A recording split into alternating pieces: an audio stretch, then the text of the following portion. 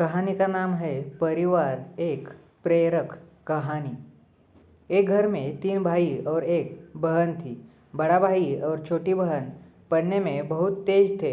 उनके माँ बाप उन चारों से बहुत प्यार करते थे, मगर एक बेटे से बहुत परेशान थे। बड़ा बेटा पढ़ लिख कर डॉक्टर बन गया, छोटा भी पढ़ लिख कर इंजीनियर बन गया और उनका मचला बेटा आवारा ही रह गया। बहन और मचले बेटे को छोड़ दोनों भाई की शादी हो गई। कुछ सालों बाद बहन की भी शादी एक अच्छे से घर में हुई। दोनों भाई की शादी जल्दी ही हो गई क्योंकि सब डॉक्टर इंजीनियर जो थे, लेकिन उस आवारा बेटे को कोई लड़की नहीं मिल रही थी।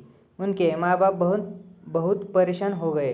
बहन जब भी अपने मायके आती तो अपने बड़े और छोटे भाई से पहले मिलती और उसके आवारा भाई से कम ही मिला करती, क्योंकि वह न तो कुछ दे सकता था और न ही वह जल्दी घर पर मिलता पढ़ नहीं सका, इसलिए उसका आवारा भाई मजदूरी करता था। ऐसे लड़के को नौकरी भी कौन देता। उसके शादी से पहले ही उसका बाप गुजर गया। माँ ने सोचा कि अब बंटवारे की बात न निकले, इसलिए अपने ही गांव से एक सीधी सादी लड़की से उस आवारा बेटे की शादी करवा दी। शादी होते ही उसका आवारा बेटा लगन से काम करने लगा। उसके दोस्त अगर उसे अड्डे पर बुलाए तो वह कहता, आज नहीं फिर कभी दोस्त। उसके दोस्त कहते थे, शादी के बाद तू बहुत बदल गया है, शादी के बाद जैसे बीवी का गुलाम ही हो गया है। उसने कहा, ऐसी बात नहीं है, कल मैं अकेला एक पेट था तो अपने रोटी के हिस्से कमा लेता था, अब दो पेट है, मेहनत तो करनी पड़ेगी। घर वाले नालायक कहता था तो चलता था, लेकिन मेरी पत्नी अगर मुझे कभी नालायक कहे तो मेरी मर्दानगी पर एक दाग लगेगा, क्योंकि एक पत्नी के लिए उसका पति उसका घमंड, इज्जत और उम्मीद होता है। उसके घर वालों ने मुझ पर भरोसा करके ही तो अपनी बेटी दी होगी, फिर उनका भरोसा कैसे तोड़ सकता हूँ।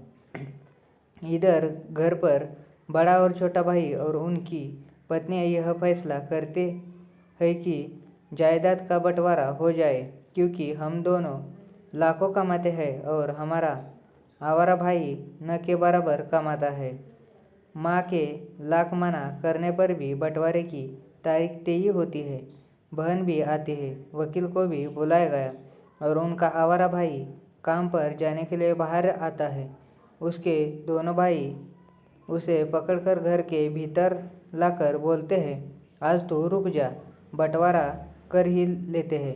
वकील ने कहा, ऐसा नहीं होता, साइन करना पड़ता है। आवारा भाई कहता है, तुम लोग बंटवारा करो, मेरे हिस्से में जो हो वह दे देना, मैं शाम को आकर कागज पर साइन कर दूंगा।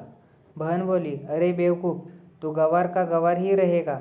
तेरी किस्मत अच्छी है कि तुझे इतने अच्छे भाई और बहन मिले हैं। माँ ने भी अपने आवारा बेटे से कहा, अरे बेटा, आज रुक जा। बंटवारे में कुल 10 बीघा जमीन में दोनों भाई 5-5 रख लेते हैं और उसके आवारा भाई के लिए पुश्तैनी घर छोड़ देते हैं। फिर उसका आवारा भाई चिल्लाकर बोलता है, फिर हमारे छोटी बहन का हिस्सा कौन सा है।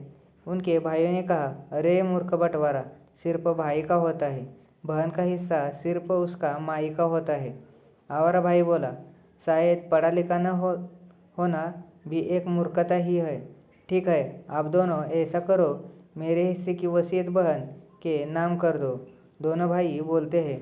और तू, आवारा भाई अपने माँ की तरफ देखकर बोलता है, मेरे हिस्से माँ है न। फिर अपनी बीवी की तरफ मुस्कुराकर बोलता है, क्या मैंने गलत कहा जी। उसकी पत्नी अपनी सास से गले मिलकर बोली, इससे बड़ी वसीयत क्या होगी मेरे लिए कि मुझे माँ जैसी सासू मिली है और बाप जैसा ख्याल रखने वाला पति। यह सुनकर बहन दौड़कर अपने आवारा भाई से गले मिलकर बोलते हैं, माफ़ कर दो भैया मुझे, क्योंकि मैं आपको समझ न सकी। आवारा भाई अपनी बहन से कहता है, इस घर में तेरा उतना ही अधिकार है जितना हम सबका। माँ का चुनाव इसलिए किया क्योंकि तुम सबको मैं याद आई, क्योंकि यह वही कोख है जहाँ हम सब ने 9 महीने गुजारे, माँ के साथ तुम्हारे यादों को भी रख रहा है। दोनों भाई अपने आवारा और गंवार भाई से लिपट कर कहते हैं, आज तो सचमुच का बाबा लग रहा है। तूने हमारी आंखें खोल दी है। सबकी पलकों पर पानी ही पानी। सब एक साथ फिर से रहने लग गए। दोस्तों, आपको ये इंस्पिरेशनल स्टोरी परिवार एक कहानी कैसी लगी कमेंट करके बताइए।